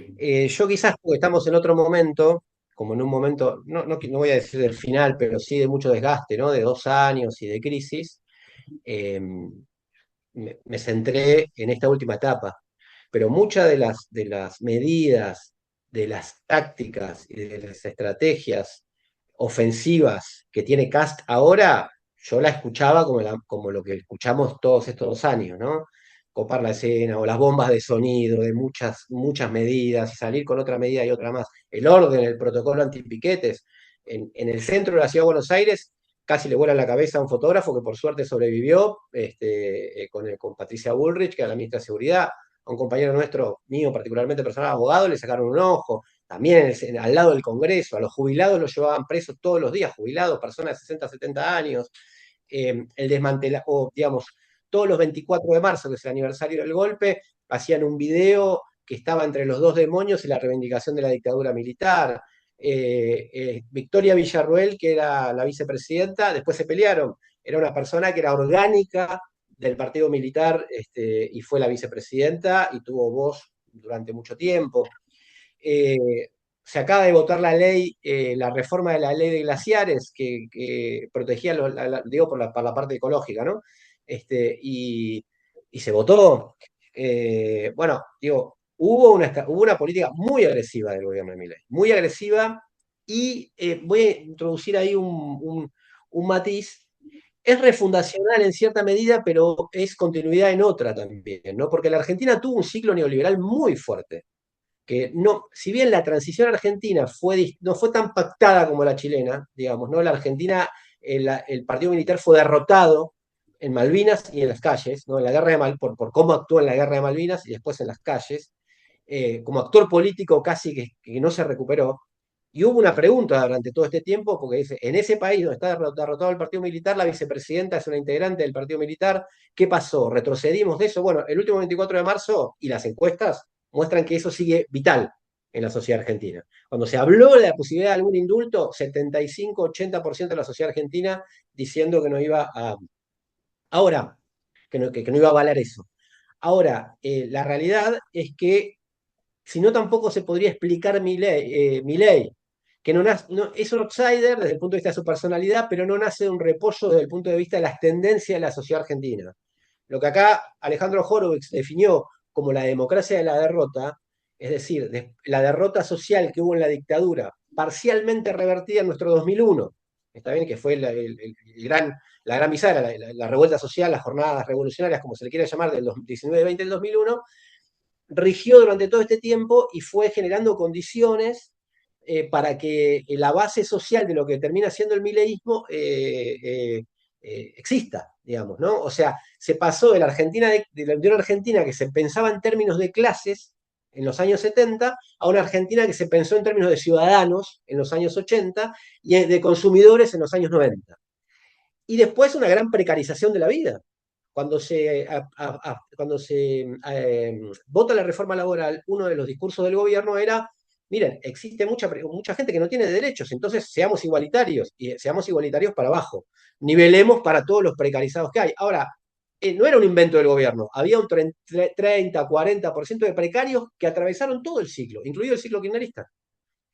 El 2001 cambió, hizo que los gobiernos, y de ahí emerge el kirchnerismo, tengan que dialogar con esa revuelta, hubo retrocesos o reformas parciales del neoliberalismo, pero no lo troncal, no las privatizaciones, no la reforma laboral, no las precarizaciones que rigieron durante todo ese periodo. Hubo crecimiento económico muy importante, 2001 y tasas chinas, digamos, ¿no? La combinación de tasas chinas de crecimiento, quiero decir, de commodities que tuvimos todos los países del continente. Entonces, quiero decir, no es que hay un Estado social en la Argentina, digamos, no neoliberal, y que Milei ahora viene a hacer una refundación neoliberal. Creo que es más refundacional que en Chile. En eso coincido con lo que plantea acá, porque tiene, digamos, hubo cambios en la Argentina o hay otra configuración en términos de la fortaleza de su movimiento sindical, en términos de su tradición histórica, en términos de cómo terminó la dictadura en la Argentina. Pero lo que no quiere decir que la Argentina no sea neoliberal en muchos aspectos, ¿no? Y que Milei quiera radicalizar eso. El programa se lo compara con el programa de Martínez de Oz, que fue el ministro de Economía de la dictadura, ¿no? El programa de moralización también es muy parecido al que ha planteado Kass. Es antifeminista, muy apoyado en las iglesias evangélicas, que también han proliferado. Por ejemplo, en la provincia donde más apoyo tiene, que es la que se mantiene como más apoyo, que es Neuquén, en gran parte por vaca muerta, porque eso derrama un poco sobre la economía de la provincia, ha proliferado mucho las iglesias evangélicas, según me decían compañeros y compañeras de allá. Eso digo para dialogar con una intervención que me interpeló mucho desde el punto de vista de pensar en qué lugar estamos, ¿no? En qué momento estamos y en definiciones más generales. Hoy hay una crisis de ese proyecto que habla también de la sociedad argentina, de lo que nos preguntamos todo este tiempo y no lo sabíamos. Yo me lo pregunté durante todo este tiempo. Yo usé durante mucho tiempo un libro de Stuart Hall que se llama La larga marcha de la renovación, el tacherismo y la crisis de la izquierda, donde plantea esto último que planteaba Karina, el tema de cómo los sentidos comunes son contradictorios y la derecha lo que hace es capturarlos y llevarlo para su lugar, ¿no? Eso es lo que nos preguntábamos, ¿lo había hecho del todo? ¿Había terminado con la Argentina igualitaria?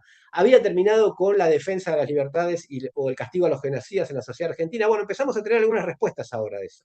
En realidad, tenía mucho de hartazgo con lo anterior y todavía habitan determinados sentidos comunes contradictorios, pero disputables, digamos, no hegemonizados necesariamente, homogéneamente, hacia la derecha. Sobre lo que preguntaba particularmente del FIT, vieron que, no sé si, vieron que siempre a la izquierda, y sobre todo a la izquierda argentina, se le endilga que dice, bueno, siempre están dividiéndose, si hay uno de izquierda se corta un brazo para dividirse por dos, siempre es el chiste que se le hizo históricamente a la izquierda. Bueno, yo hago el chiste ahora en redes sociales, riéndome de todos los demás, porque diciendo, estoy harto que se dividan todos los demás y se mantenga tan fuerte la unidad de la izquierda, porque es verdad, al margen de las discusiones que se puedan tener sobre cuestiones específicas, digamos, ¿no? Pero no es que hay tensiones programáticas, políticas, etcétera, que lleven a no sé, y por la configuración de lo que es la izquierda argentina, reunida en su 90-95% del frente de izquierda, no es su orientación girar al centro, digamos, ¿no? Es contra lo que se está discutiendo girar al centro en la izquierda argentina particularmente, y es lo que, también lo tomo de lo que planteaba Karina, es lo que, digamos, también una experiencia con eso. También hubo una cuestión de resultados con eso, ¿no? O sea, Alberto Fernández, Boric, al margen de la valoración de cada uno, quiero decir que en cierta medida lo que está pasando con Lula ahora y Alckmin que es como eso fue su aliado, ¿no? Y la pervivencia del bolsonarismo, etc. Entonces, en gran parte eso. No está sucediendo, y me pareció muy interesante para pensarlo para la situación chilena, el mileísmo fue muy fuerte en redes sociales, intensidad, scratch, cosas jodidas inclusive, ¿no? Porque a veces escrachaban a la gente sus domicilios, sus hijos, sus cuentas bancarias, etc. Pero no en movilización de personas, digamos, no en organización y movilización de personas, para pensar en un proceso de fascistización. Eso no sucede en la Argentina. Cada vez que convocaron a alguien iban 10, digamos, ¿no? Por suerte. No tiene esa capacidad y menos la va a tener, la va a tener ahora, ¿no? Eh, y agrego una cosa más también que tiene que ver con es verdad que ellos se reagruparon en una internacional reaccionaria. Ahora, Orbán acaba de perder las elecciones, ¿no? Ahí no había un Lenin del otro lado, pero algo dice de que y Trump tiene los problemas que tiene. Yo siempre cuando siempre termino en el mismo lugar, digamos, que es contrapesando a esta ola reaccionaria las respuestas que hubo. Por ejemplo, nunca había desde Vietnam que no se veía un movimiento antiguerra como la de Gaza en el mundo como el que vivimos en los últimos años. Y eso no pudo parar el genocidio en Gaza, no lo ha parado. De hecho, ahora está avanzando sobre el Líbano, pero habla de algo también. A tal punto que en Italia se hizo una huelga general de los sindicatos por Palestina. Digamos. Y a tal punto que Meloni está haciendo unos equilibrios ahora para tratar de acomodarse con eso, parte porque le genera problemas geopolíticos, ¿no? También y políticos internos. En una sociedad que se decía que era desmovilizada, que nunca tomaba las calles, como la sociedad norteamericana, vimos movilizaciones, sobre todo contra el ICE, muy, muy considerables. No cambian la tónica de la situación, pero sí, o la dinámica, pero sí abren una posibilidad de que hay una reacción a la reacción, por lo menos en distintos países y en distintos sectores de la sociedad, y en algunos lugares con expresiones de emergencias electorales de izquierda, que es lo menos importante, si se quiere, desde ese punto de vista, ¿no? Pero digo que también hay que ponerlo en consideración. Entonces me parece que estamos en un momento distinto. Acá Pablo Stefanoni, que lo deben conocer, que escribió el libro La rebeldía se volvió de derecha, se hizo muy, muy, muy conocido, digamos, ¿no? Que dirige la revista Nueva Sociedad.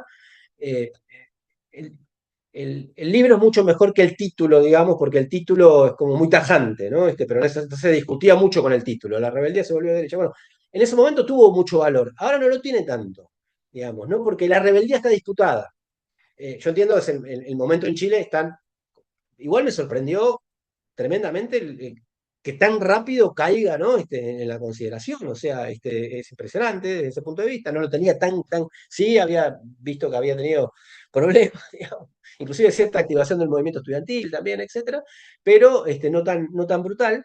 Y me parece que eso está menos vigente ahora, está más disputable que ahora en un mundo donde siguen teniendo preponderancia, donde siguen evidentemente con sus planes, no es que se han derrumbado, ¿no? Pero donde está mucho más diputado. En general, y en la Argentina en particular, en un momento de mucha debilidad para el gobierno de Milei.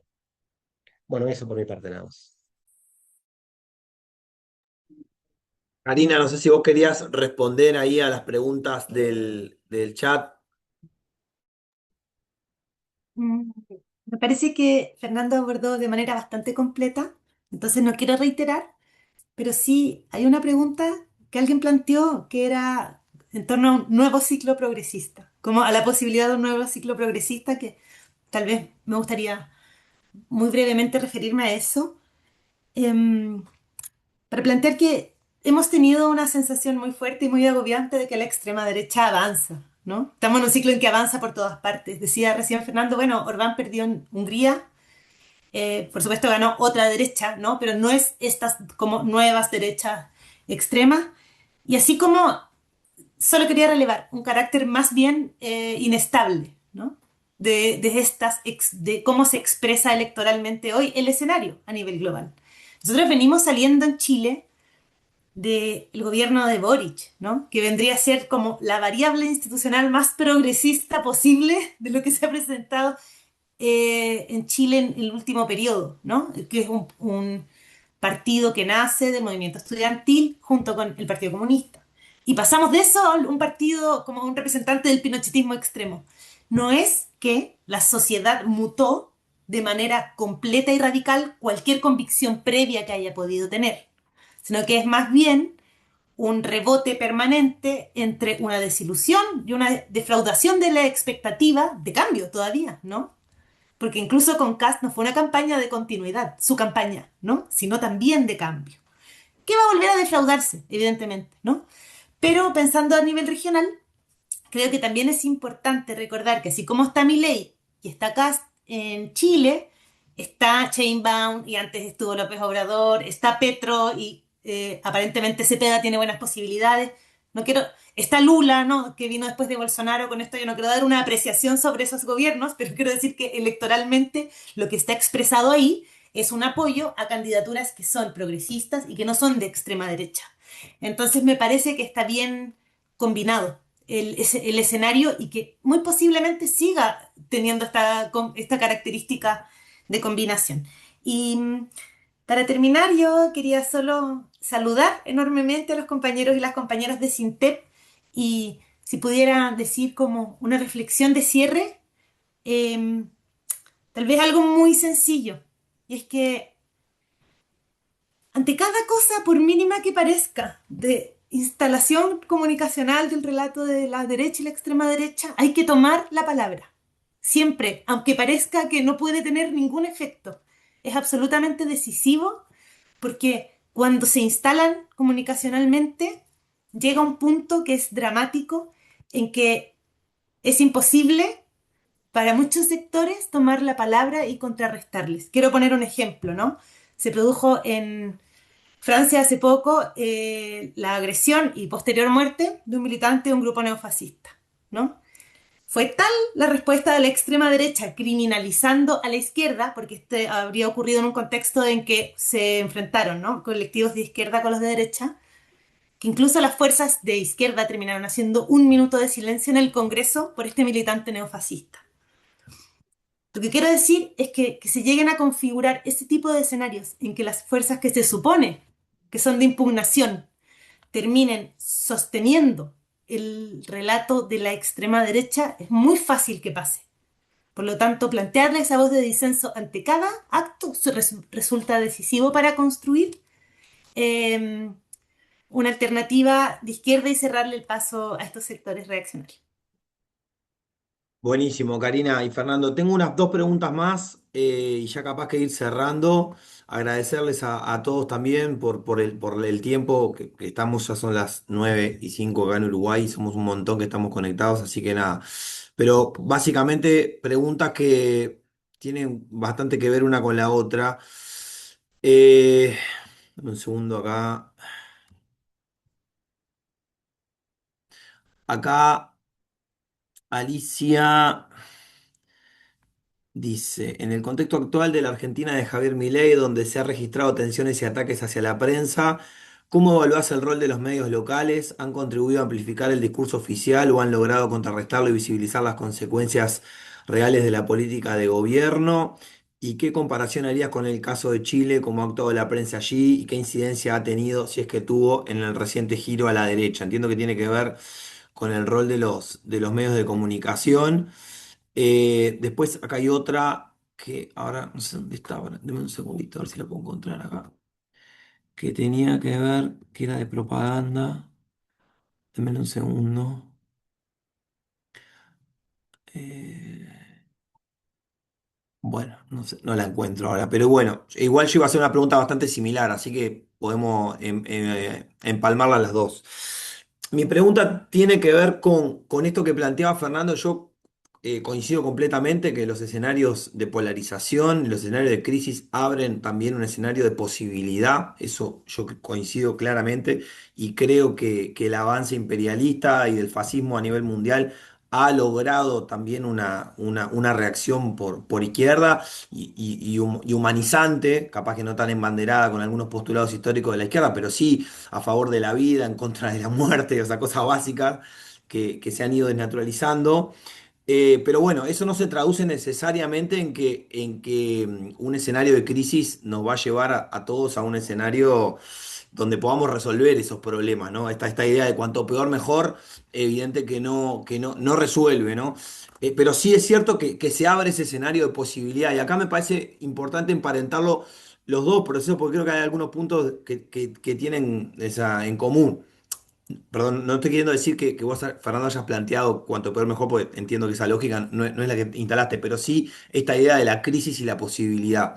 Cuando hablamos de una posibilidad, ¿no? Que tiene que ver con, bueno, la gente se empieza a unificar en contra de un mal mayor. ¿Cuál es de alguna forma, en Argentina y en Chile hay una dificultad en el proceso de conducción? O sea, ¿quién conduce ese proceso que se abre, que tiene que ver con contrarrestar las fuerzas más reaccionarias y de ultraderecha?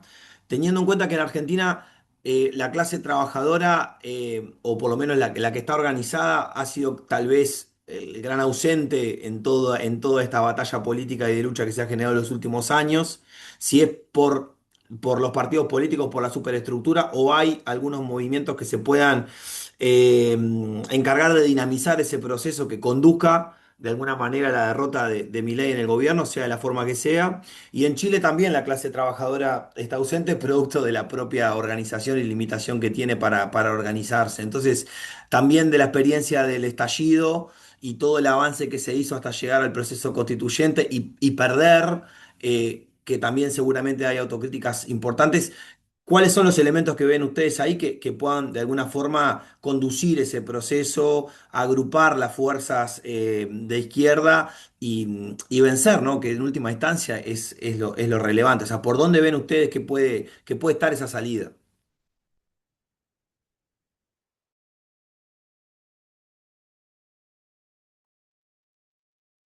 Tranqui, tu pregunta tranquila, ¿no? Como para, este, ahora te digo dos o tres cositas y lo resolvemos.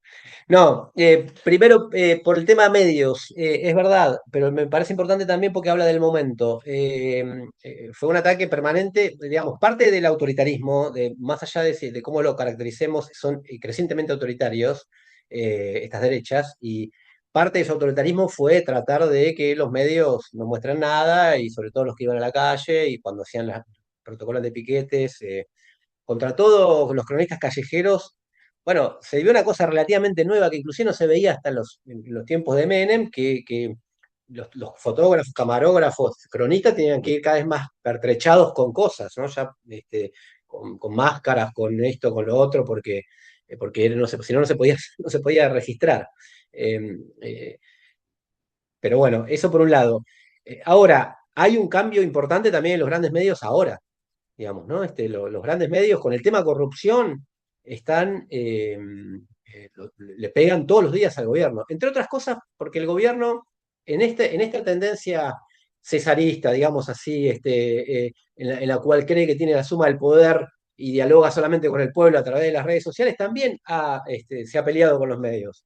Milei tiene un tuit fijado, el primer tuit que aparece en su cuenta es contra Héctor Mañeto y el grupo Clarín. Y el otro día un periodista contaba que lo echó al director de La Nación, de la Residencia de Olivo, el diario de La Nación, que es un diario tradicional en la Argentina. Tuvo una reunión y que lo echó con la seguridad de la Residencia de Olivos, porque no quiso darle una lista de periodistas a lo que tenía, no quiso aceptarle una lista de periodistas a los que tenía que echar. Yo pensé que este periodista que contaba esto estaba exagerando, pero hablé con un periodista de La Nación que me dijo que fue así. Y no solamente eso, sino que le manda mensajes al director de La Nación a las 2 de la mañana, a las 3 de la mañana, Javier Milei, insultándolo por tal cosa, por tal otra, etcétera. Todas esas pasadas de rosca, digamos, de estas derechas, ahora también le juegan porque al caso Adorni no lo sueltan, no lo sueltan, no lo sueltan, no lo sueltan, y es un problema político. Por eso digo que se combinaba una combinación de crisis que hicieron que ahora los medios le han quedado muy poco, le han quedado algunos periodistas dentro de los medios tradicionales como oficialistas.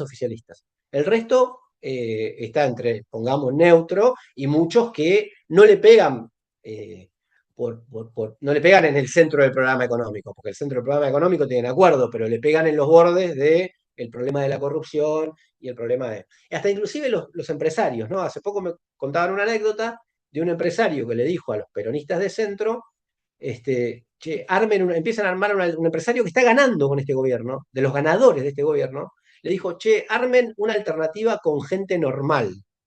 Como diciendo, armen una alternativa no distinta, armen una alternativa igual que esto, pero con gente normal, porque esto se están desestabilizando y podemos tener problemas.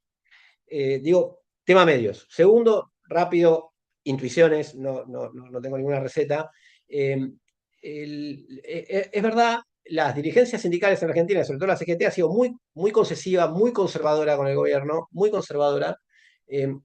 La vieja táctica de Augusto Timoteo Bandor, que era el dirigente de la UOM en los años, en la época fuerte del sindicalismo argentino, en los años 60-70, que fue caracterizado como burocracia sindical por Rodolfo Walsh, pero en ese momento la vieja táctica era golpear para negociar. Bueno, acá nunca se golpeó y siempre fue a negociar. Nunca se utilizó la fuerza del movimiento sindical para decir, bueno, después qué sacamos, digamos, ¿no? Vamos, hacemos una movilización, una huelga, lo que decidas, después qué sacamos. La lucha contra la reforma laboral tuvo una cosa rarísima. Una semana tuvo una marcha sin paro y a la semana siguiente tuvo un paro sin marcha, digamos, y uno se preguntaba, ¿por qué no se podrán unir esas dos cosas, digamos, ¿no? Y había una responsabilidad también, había una idea en los dirigentes sindicales que sabía que era muy, muy jugado hacer eso en la Argentina, digamos, ¿no? Que era muy, llamar a una movilización, saben que era muy precaria ya la situación del gobierno, entonces saben que se juega con eso, ¿no? Son, en cierta mirada, en cierta forma, pilares de orden o pilares de movilización para la contención, para que esto no... Es evidente que con una intervención más decisiva, no solo del movimiento obrero, del movimiento estudiantil, esto se hubiese desgastado mucho antes. Ahora, hay en el movimiento sindical argentino, en el movimiento sindical, en el movimiento feminista, en el movimiento estudiantil, en el movimiento juvenil, hay, diría, miles y decenas de miles de activistas con otra orientación a esta. En las fábricas de la zona norte del Gran Buenos Aires, en el movimiento estudiantil de la Universidad de Buenos Aires o de la Universidad de La Plata, entre la docencia de la provincia de Buenos Aires y de la ciudad de Buenos Aires, entre los activistas de los ingenios en el norte de Tucumán. Quiero decir, hay una... hay una gran cantidad de activistas, o sea, la izquierda en la Argentina no es solo una figura ahora que parece como Miriam Bregman, digamos, ¿no? Y no solamente hablo de la izquierda de la que uno representa, sino de la experiencia en general, de lo que vino del 2001 a esta parte. Bueno, uno aspira a que eso pueda unificarse de alguna forma, hay un plenario sindical combativo que unifica eso, hay un movimiento de mujeres muy fuerte en Argentina que tiene distintas tendencias, hay un movimiento, el movimiento estudiantil es lo más, si se quiere, retrasado, si se puede plantear de alguna manera, que no lo tengo claro por qué, digamos, ¿no? Porque ha sido siempre un actor muy fuerte. Es un actor objetivo fuerte, pero subjetivamente, desde hace décadas, podríamos decir, una década por lo menos que no interviene de manera decisiva, salvo en un momento del gobierno de Milei que hubo todo más uno de todo, pero fue como una irrupción y después salió. Está pendiente la cuestión universitaria todavía, o sea que capaz que los próximos días, creo que el 13 del mes que viene, vamos a vivir una nueva movilización universitaria, porque no está cumpliendo con una ley, digamos, el gobierno no está cumpliendo con una ley universitaria, pero hay mucho optimismo sindical y social como para pensar la posibilidad de disputar en los distintos lugares. No es solo una expresión de deseo, digo, es una realidad. Ahora, también eso va tomando peso o no de acuerdo a cómo se va. Por eso digo que ahora puede empezar a tomar mucho más peso porque el gobierno está mucho peor, digamos, ¿no? Está en una situación mucho más complicada. Yo la veo muy por ahí, junto con una idea, y tomo esto de la disputa de los sentidos comunes, que solo se plantea desde la izquierda, que es la necesidad de la autoactividad de lo que sea. Karina hablaba de tomar la palabra y tiene razón, es en gran parte no ceder en nada, digamos, no pensar que, porque esto empezó como una broma y se quedó, digamos, en la Argentina, ¿no? Empezó como un chiste y muchos, nosotros no, pero muchos se lo tomaron, ay, mirá el loco, a la joda, entonces lo llevaban a los canales, qué divertido, etcétera, etcétera, y no. Si algo le podemos trasladar es no. Si aparece algún loco, fíjense, mírenlo bien y traten de ponerle límite. Ahora, también a la acción, ¿no? A la acción, digamos, a no perder, a no pensar a no delegar a que los cambios se pueden venir por arriba en frío. Eso yo creo que la Argentina lo tuvo mucho tiempo y desde el 2001 hubo un proceso de pasivización que eso se fue perdiendo, tuvo en el 2017, como nombré antes, un momento de auge, pero se está administrando desde arriba para que eso no suceda, digamos, ¿no? Para que se den los cambios lo más institucionalizadamente posible. Y cuando uno va a, a los medios de comunicación o cualquier, los referentes, y habla de eso, es como que lo miran raro.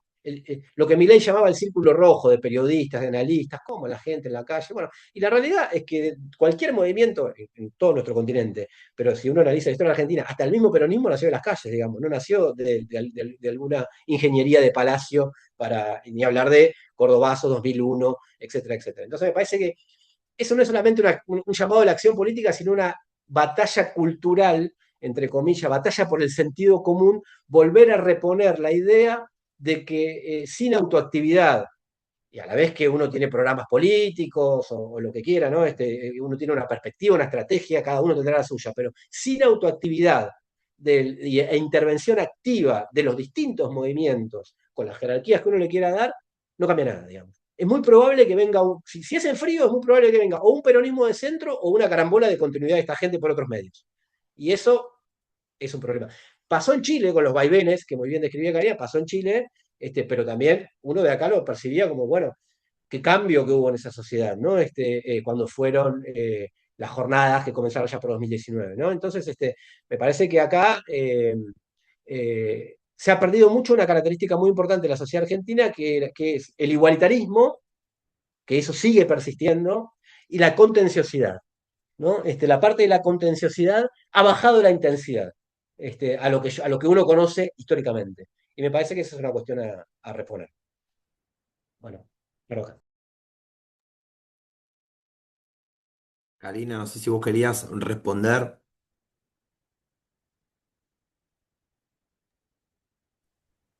Sobre los medios de comunicación. En Chile han jugado un rol absolutamente decisivo a favor de las fuerzas de la reacción, evidentemente, y en particular en el proceso constituyente que perdimos, em, fueron muy importantes. Eh, Se logró instalar a partir de los medios mentiras, fake news, que produjeron una convicción absoluta en sectores súper amplios de la sociedad y que terminaron significando que perdiéramos ese proceso, incluso después que ganara la ultraderecha hoy, en torno a cosas, de nuevo, que se entremezclan con un sentido común que es contradictorio, ¿no? Ejemplo, se instaló la idea de que la nueva constitución que se había elaborado em, expropiaba los fondos, el ahorro previsional de las personas de su pensión jubilatoria. Suena ridículo, ¿no? Pero era una convicción absoluta para sectores extremadamente amplios de la sociedad. Y lo otro es que te iban a expropiar la vivienda, la casa propia, ¿no? Eso yo recorrí calle por calle en los sectores más populares de Santiago y había gente que juraba que eso era cierto, ¿no? Entonces, las personas que votaron en contra del proyecto de nueva constitución, a partir de esas mentiras que se instalaron y construyeron comunicacionalmente, estaban teniendo un voto defensivo que, si uno partía de la base de que eso era una información absolutamente cierta para esas personas, era un voto lógico, ¿no? Yo jamás votaría porque me expropien mi ahorro previsional ni mi vivienda. Entonces, la derecha trató de interpretar la derrota del plebiscito y de la nueva constitución en una clave bien mentirosa, porque decían lo que aquí fue derrotado fue un programa político y de derechos sociales planteado por la izquierda. Pero en realidad, si tú conversabas con alguien en la calle, le decía a usted, señora, votó en contra de que el trabajo de cuidados sea reconocido como un trabajo socialmente necesario. No. O sea, jamás me opondría a eso. ¿Por qué votó en contra? Porque me iban a quitar la casa, ¿no? Entonces, creo que también eso da cuenta de que fue una derrota muy, muy relevante para la izquierda, pero no puede ser interpretada como un cheque en blanco o en el fondo el triunfo definitivo, ¿no?, del programa del neoliberalismo. Eso por una parte, pero sí, jugó un rol decisivo. Se emplearon ahí muchas estrategias comunicacionales que creo que también son de manual y que es importante mirar. Por ejemplo, en el proceso constituyente, cuando se daba la discusión de cualquier materia, ejemplo, vamos a discutir el derecho a la sindicalización. La derecha presentaba indicaciones a los artículos que estaban siendo discutidos que no tenían absolutamente nada que ver con la materia que se estaba discutiendo. Entonces decían, el terrorismo va a ser ponía una indicación que decía el terrorismo va a ser condenado con penas más altas que los demás delitos. Y evidentemente esa indicación se rechazaba, porque no tenía ni siquiera que ver con el debate que estaba dándose. Y después la prensa replicaba que el órgano constituyente rechazaba sucesivas veces materias de seguridad, materias de terrorismo. Entonces era como una cadena, ¿no?, de comunicacional que fue muy efectiva.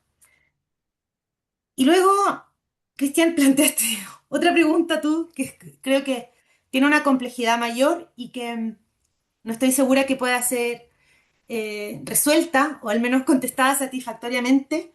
Y yo creo que la dificultad del proceso de pensar la conducción política, de los procesos que, que se habilitan a partir de rupturas, o sea, de estallidos, etcétera, está terriblemente dificultada por, no sé cómo formularlo, como por una carencia de horizonte estratégico, ¿no?, que se sostiene en una crisis muy larga de lo que fueron los procesos de socialismos reales y su desintegración, ¿no?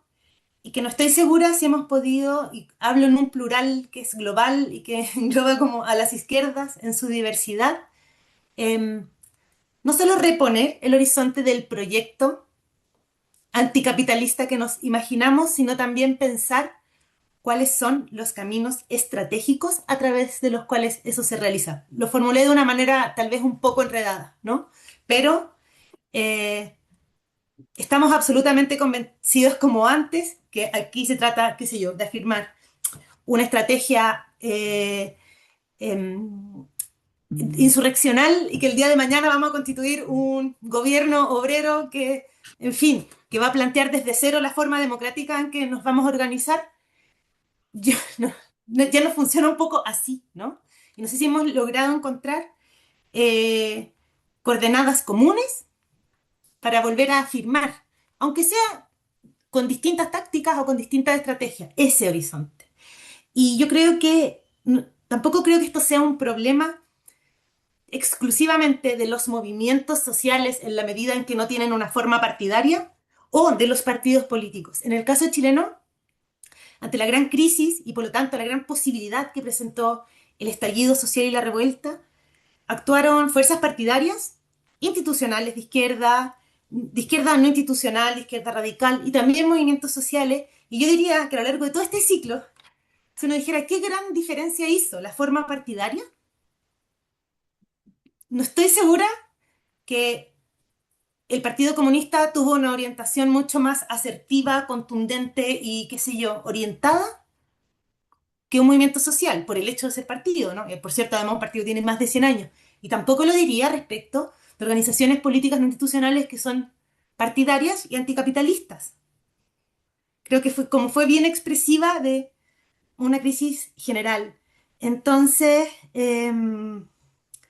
lo que yo comparto tal vez es un diagnóstico de el gran problema de conducción política en que estamos, pero que nos atraviesa. Y por último, en ese sentido, eh, también quiero decir que como movimiento social, y aquí voy a referirme a la Coordinadora Feminista 8M, pero también a otros movimientos sociales, se fue configurando en la lucha antineoliberal en Chile demandas muy articuladas y desarrolladas en torno a derechos sociales y laborales. Pero hay una serie de otros debates que son muy decisivos y que en la revuelta y en el proceso constituyente resultaron muy decisivos, sobre los que nunca discutió el movimiento social, e incluso tampoco muchos partidos de izquierda. Y voy a poner un ejemplo: sistema político. O sea, en la Convención Constitucional tuvimos que enfrentar debates sobre sistema político. Más allá de lo que uno piense de esos debates, no era parte de las deliberaciones colectivas previas.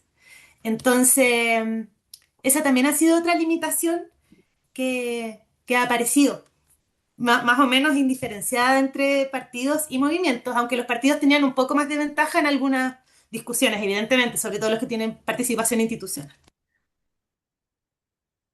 Bien, buenísimo. No, no era una pregunta que pensaba que iba a haber una respuesta acabada, pero sí me interesaba poder pensarlo también porque es también lo que uno ve estando lejos, ¿no? O sea, como un montón de energía popular organizada, pero a veces con algunas deficiencias que hace que se puedan sortear determinados escollos que están atravesando. Pero bueno.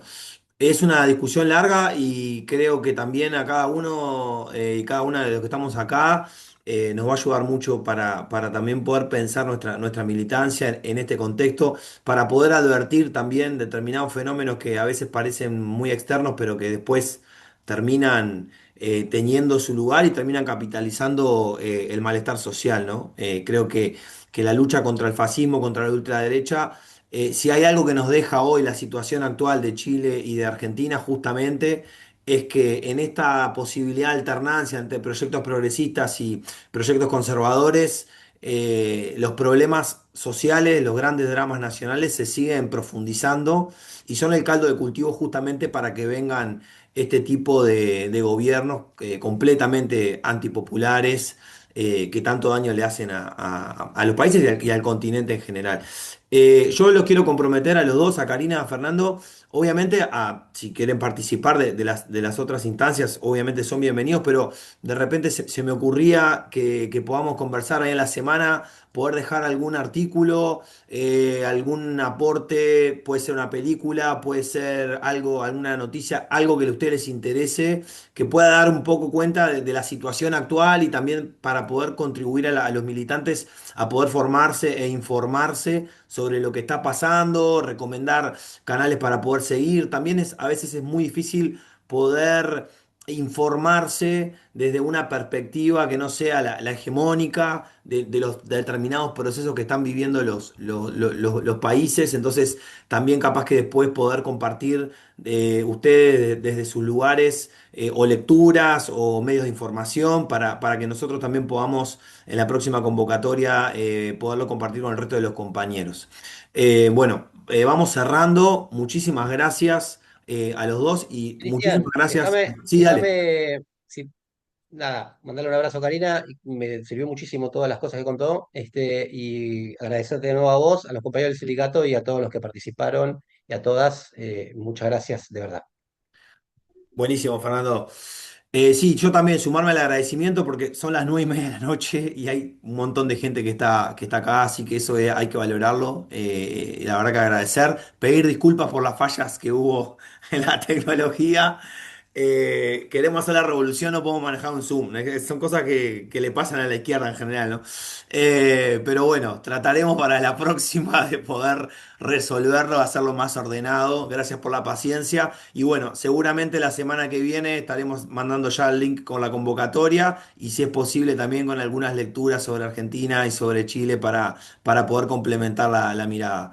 Así que muchas gracias, compas. Nos vemos la semana que viene. Gracias, Fernando. Gracias, Karina. Estamos al habla. Cuídense, buenas noches, que descansen. Gracias, muchas gracias.